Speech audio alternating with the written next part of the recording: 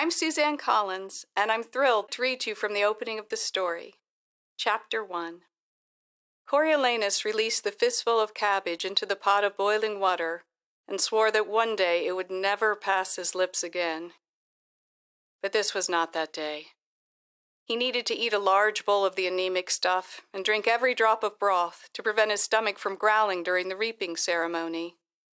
It was one of a long list of precautions he took to mask the fact that his family, despite residing in the penthouse of the capital's most opulent apartment building, was as poor as district scum.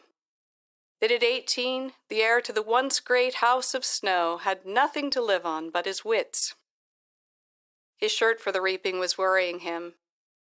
He had an acceptable pair of dark dress pants bought on the black market last year, but the shirt was what people looked at. Fortunately, the academy provided the uniforms it required for daily use. For today's ceremony, however, students were instructed to be dressed fashionably, but with the solemnity the occasion dictated. Tigris had said to trust her, and he did. Only his cousin's cleverness with the needle had saved him so far.